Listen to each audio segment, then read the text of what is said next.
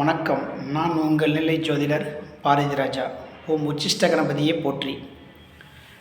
இன்றைக்கி நம்ம எதை பற்றி பார்க்க போகிறோம் அப்படின்னு கேட்டிங்கன்னா, குடி பழக்கமும் மனமும், இது ரெண்டுக்கும் உண்மையாகவே ரொம்ப தொடர்பு இருக்குங்க.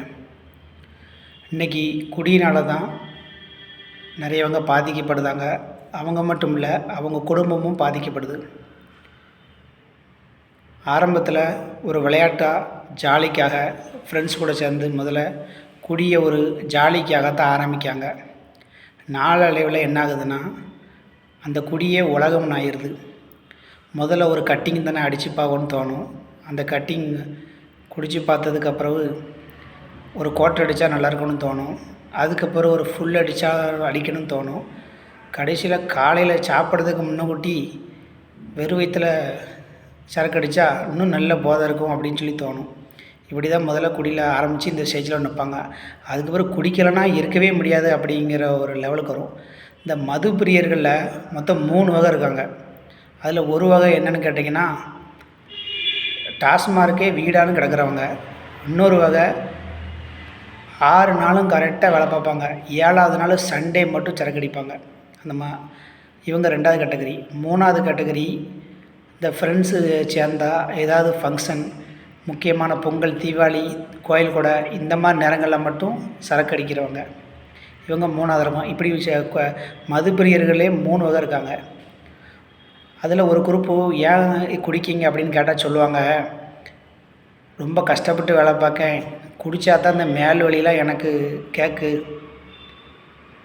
குடித்தா தான் மேல் வழியெலாம் போகுது அப்படின்னு சொல்லுவாங்க. இது அப்படி தானான்னு கேட்டால் அப்படிலாம் கிடையாது. இன்னொரு வகை, நான் என் கவலையை மறக்கிறதுக்காக நான் குடிக்கணும் ஒரு குரூப்பு சொல்லுவாங்க.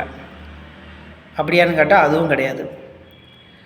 அது என்னென்னா, குடித்தா மேல்வழி போகும் அப்படின்னு சொல்லி நமக்கு ஒரு தப்பான விஷயத்த சொல்லி நம்மளை புரிய வச்சு நம்ம மனசை அது உண்மைதான்னு முதல்ல நம்ப வச்சுருக்காங்க. குடித்தா மேல்வழி போகும், குடித்தா கவலை தீரும் அப்படின்னு ஏதாவது படங்கள் மூலமாகவோ, அதனால் ஏற்பட்ட காட்சிகள் மூலமாகவோ, இல்லை மற்றவங்க சொல்கிறதுனால நம்ம அதை பார்த்து நம்ம மனசில், அது ஆள் மனசில் பயங்கரமாக பதிஞ்சிருது. அதனால தான் கடினமாக வேலை பார்க்கவங்களுக்கு குடித்தா தான் நமக்கு மேல்வழி போகுது அப்படிங்கிற எண்ணத்தில் அவங்க ஆழமாக ஒரு எண்ணத்தை விதைச்சிட்டாங்க. அதனால் இவங்களுக்கும் அன்றைக்கி போய் வீட்டில் போய் குடித்தா தான் மேல்வழி போன மாதிரி தெரியும். இதுக்கு முக்கிய காரணம் மனம்தாங்க.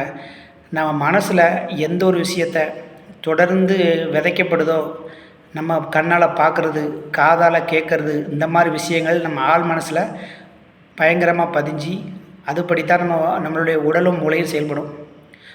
மனம் எதை முதல்ல நம்புதோ அதுக்கு தகுந்த போல தான் நம்ம மூளைக்கு அது செய்தி சொல்லும். மூளை உடம்புல இருக்க எல்லா பேர்பாட்ஸுக்கும் அந்த தகவல் அனுப்பும். அதனால் மனம்தான் இதுக்கு முக்கிய காரணம். அதனால் குடிக்கலைன்னா என்னால் இருக்க முடியாது, வைக்க முடியாது அப்படிங்கிறத நான் முழுசாக ஏற்றுக்கிட மாட்டேன். ஜாதக ரீதியாகவும் இதுக்கு சனி சந்திரன் சேர்ந்துருந்தா, இல்லை சனி அப்புறம் ராகு, இந்த மாதிரி ஒரு திசைகளும் குடிப்பழக்கத்தை ஏற்படுத்தும். ஏன்னா ஆசையை தூண்டினா தான் அதோடைய வேலையை பார்க்க முடியும். அதனால் ஆசையை தூண்டும், குடிக்க வைக்கும். ஆனால் அந்த குடியிலேருந்து 100% மீண்டு வெளியே வர முடியும். எப்படி மீண்டு வர முடியும்னா, அதுக்கு உங்கள் மனசை நீங்கள் முதல்ல தயார்படுத்தணும். அதுக்காக நாளைக்கே உங்களை குடியை விடுங்க அப்படின்னு சொல்லி நான் சொல்லலை. அதாவது குடியை விடணும் உண்மையாகவே நினச்சிங்க அப்படின்னா, நீங்கள் முதல்ல செய்ய வேண்டிய விஷயம் என்ன அப்படின்னு சொல்லி கேட்டிங்கன்னா, நான் ஒருபோதும் குடிப்பதில்லை, குடிக்க வேண்டும் என்ற எண்ணத்திலிருந்து என்னை விடுவித்து கொண்டேன், பிரபஞ்சத்திற்கு நன்றிகள் கோடி. நான் ஒருபோதும் குடிப்பதில்லை, குடிக்க வேண்டும் என்ற எண்ணத்திலிருந்து என்னை விடுவித்து கொண்டேன், பிரபஞ்சத்திற்கு நன்றிகள் கோடி.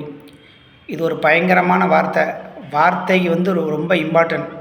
ஒரு வார்த்தை வெல்லும், ஒரு வார்த்தை கொல்லும் சொல்லியிருக்காங்க. இதை நீங்கள் யூஸ் பண்ணி பாருங்கள்.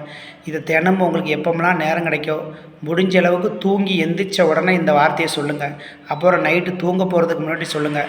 உங்களுக்கு எப்போமெல்லாம் நேரம் கிடைக்கோ சொல்லுங்கள். ஏதாவது நீர்நிலைகள் பக்கத்தில் போய் கத்தி சொல்லுங்கள். ஆள் நடமாட்டம் இல்லாத கத்தி சொல்லுங்கள். உங்களை கிறுக்கன்னு கூட அடுத்தவரை நினச்சிட்டு போட்டோம், அதை பற்றி கவலைப்பட வேண்டாம்.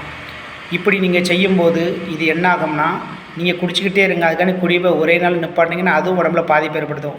கொஞ்சம் அளவை எப்படி குறைய ஆரம்பித்து அதிகமாக குடிக்கிங்களோ அதே மாதிரி குறைச்சி குடியை குறைங்க. இப்படி குறைச்சிட்டு இருந்து இதை குடிச்சிக்கிட்டே இருக்கும்போது நீங்கள் அந்த வார்த்தையை சொல்லும்போது ஒரு நாள் கண்டிப்பாக உங்கள் ஆள் மனசில் அந்த வார்த்தை போய் பதியும். அப்போது உங்களுக்கு குடிக்கணும் அப்படிங்கிற எண்ணம் வரும்போது நம்ம தான் குடிப்பதில்லையா, நம்ம குடிக்கக்கூடாது அப்படின்னு உங்களை அது குடிக்க விடாது. யாரும் உங்களை குடிக்க கூப்பிட்டா கூட அந்த குடிக்க போகணுங்கிற எண்ணம் வராது. அந்த மாதிரி உள்ளவங்களை குடிக்கவும் திரும்ப கூப்பிட மாட்டாங்க. இது உண்மையாகவே நல்லபடியாக வேலை செய்யும். இதை நீங்கள் செஞ்சு பாருங்கள். அப்புறம் உங்களுக்கு இன்னொரு விஷயமும் சொல்கிறேன். கொத்தமல்லி சாறு அதையும் தினமும் குடிச்சிட்டு வந்தீங்கன்னா இந்த குடிப்பழக்கத்துலேருந்து உங்களை மீட்டு வெளியே கொண்டு வரும். அதுபோக உங்கள் குலதெய்வ வழிபாடு உங்களுக்கு என்ன தெய்வத்தை இஷ்ட தெய்வத்தை பிடிக்குமோ குடியிலேருந்து மீண்டு வரணும் அவங்களையும் வேண்டிக்காங்க. என் கணவர் அதெல்லாம் செய்ய மாட்டார், நாங்கள் எங்கள் வீட்டில் இருக்கவங்க அவங்க சார்பாக செய்யலாமா அப்படின்னு மனைவி கேட்டால் நீங்கள் கண்டிப்பாக இந்த வார்த்தையை நீங்களும் சொல்லி பயன்படுத்தால் இது வேலை செய்யும். நீங்கள் எப்படி சொன்னால், என் கணவர் ஒருபோதும் குடிப்பதில்லை, அவர் குடிப்பழக்கத்திலிருந்து முழுமையாக விடுதலை அடைந்து விட்டார், பிரபஞ்சத்திற்கு நன்றிகள் கோடி அப்படின்னு மனைவியாக யார் உங்கள் வீட்டில் உங்கள் அப்பா மாறணுமா இல்லைனா உங்கள் அண்ணன் மாறணுமா கணவர் மாறணுமா அப்படின்னா நீங்கள் அந்த இதை மட்டும் வேடை மட்டும் கணவர்னால் கணவர் சேர்த்துக்கங்க, அண்ணம்னா அண்ணன் சேர்த்துக்கங்க, தம்பினா தம்பி சேர்த்துக்க. இந்த வார்த்தையை நீங்கள் சொல்லி பாருங்கள். மிக விரைவில் நீங்கள் சொல்கிற வார்த்தைக்கு பலனுண்டு.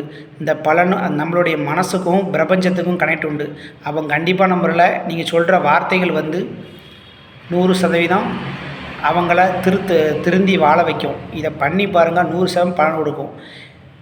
முதல்ல குடிக்கிறதுக்கு மனசு தான் காரணம். மனசு தெளிவாகிட்டுனா எல்லாம் தெளிவாயிரும். அதனால் நீங்கள் இதை செஞ்சு பாருங்கள், உங்களுக்கு மாற்றம் 100% வரும். இந்த வார்த்தையை பயன்படுத்தி எனக்கு தெரிஞ்சு ஒரு நபர் குடிப்பழக்கத்துலேருந்து முழுமையாக மீண்டிருக்காரு. நீங்களும் கண்டிப்பாக இதிலேருந்து மீண்டு வர முடியும்.